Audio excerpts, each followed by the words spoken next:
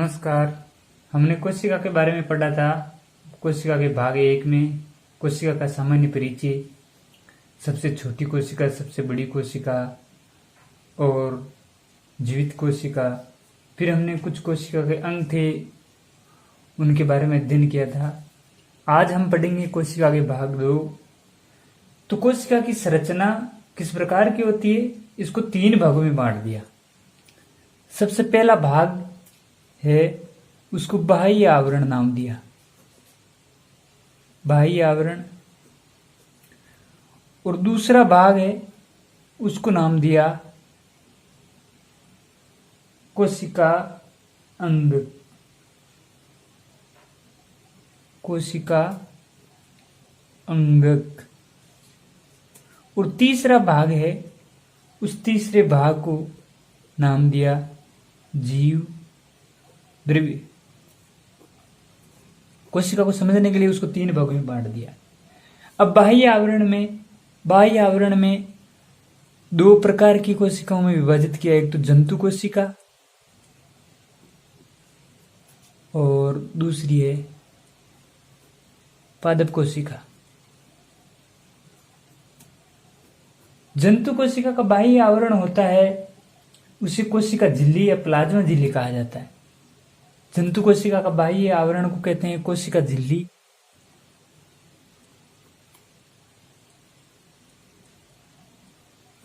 कोशिका झिल्ली या प्लाज्मा झिल्ली। और पादप कोशिका है, पादप कोशिका के बाह्य आवरण को कोशिका भित्ति कहा जाता है। कोशिका भित्ति।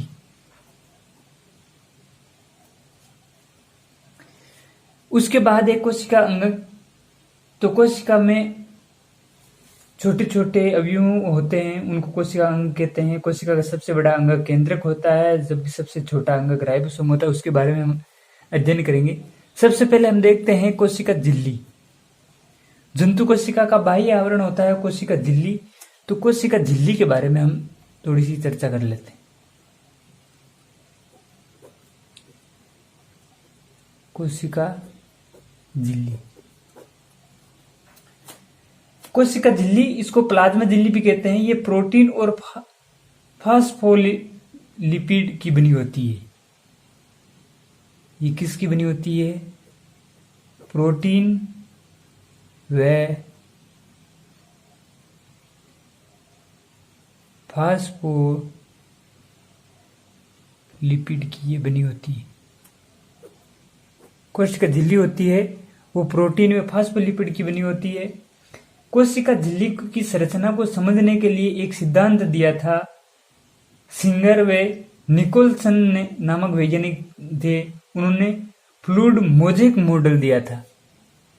कोशिका झिल्ली है, इसकी संरचना को समझने के लिए कौन सा मॉडल दिया था? Fluid mosaic model.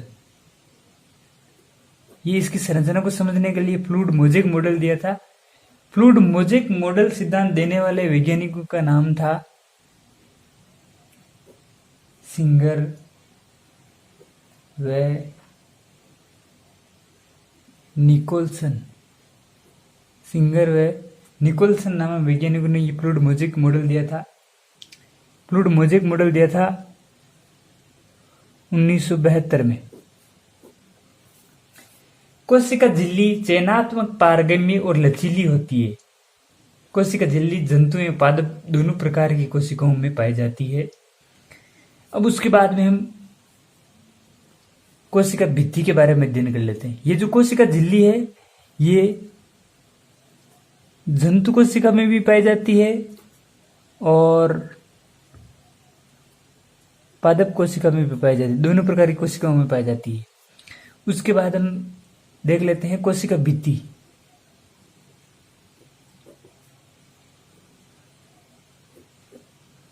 कोशिका भित्ति। पादप कोशिकाओं का जो बाह्य आवरण होता है उसको कोशिका भित्ति कहते हैं। कोशिका भित्ति का निर्माण सेल्यूलोज नामक कार्बोहाइड्रेट पदार्थ से होता है। तो इसमें कोशिका भित्ति में ये इम्पोर्टेंट है कि इसका जो निर्माण होता है, कोशिका भित्ति का निर्माण होता है, वो होता है सेल्यूलोज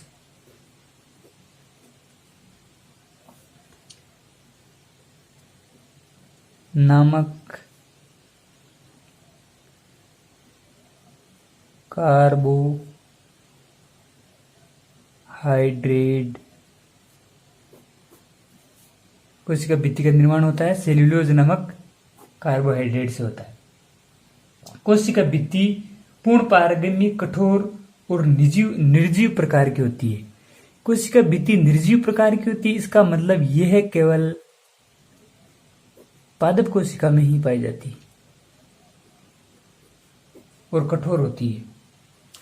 तो ये थी कोशिका के बाह्य आवरण के प्रकार, कोशिका झिल्ली और कोशिका भित्ति। कोशिका झिल्ली प्रोटीन और फास्फोलिपिड की होती है। एक फ्लूइड और मोजेक नामक मॉडल है कोशिका झिल्ली को समझने के लिए, वो सिंगर व निकोलसन नामक वैज्ञानिक ने दिया था। और ये दोनों प्रकार की कोशिकाओं में पाई जाती है, जंतु कोशिका और पादप कोशिका। उसके बाद कोशिका भित्ति सेल्यूलोज नामक कार्बोहाइड्रेट से बनती है। ये केवल पादप कोशिकाओं में पाई जाती है क्योंकि निर्जीव मृत प्रकार की होती है। उसके बाद है कोशिका के अंगक। कोशिका में पाए जाने वाले छोटे छोटे अवयव होते हैं, छोटे छोटे खंड होते हैं, जिनको कोशिका अंगक कहते हैं। कोशिका का सबसे बड़ा कोशिका अंगक होता है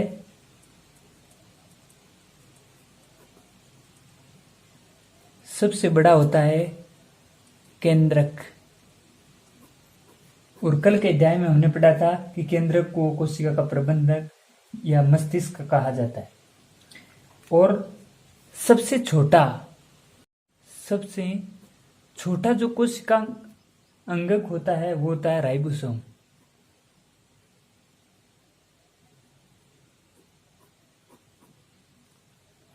अब हम कोशिका के अंगों में से कुछ अंगों का अध्ययन कर रहे हैं। तो राइबोसोम है, इस राइबोसोम को कल हमने पढ़ा था कोशिका की प्रोटीन फैक्ट्री या कोशिका का इंजन कहा जाता है। अब कोशिका के अंगों में कुछ इंपॉर्टेंट महत्वपूर्ण है, उनके बारे में हम अध्ययन कर रहे हैं। तो सबसे पहले हम अध्ययन करते हैं माइटोकॉन्ड्रिया के बारे में।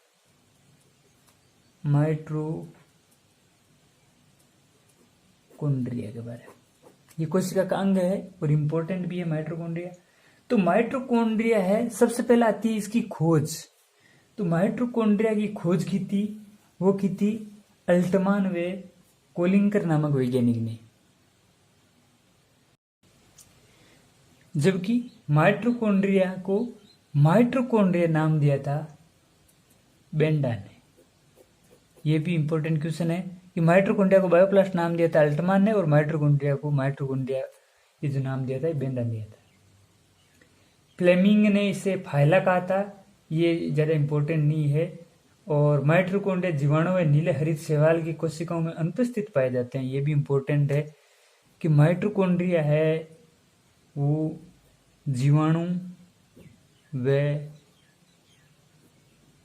नील हरित शैवालों पर अनुपस्थित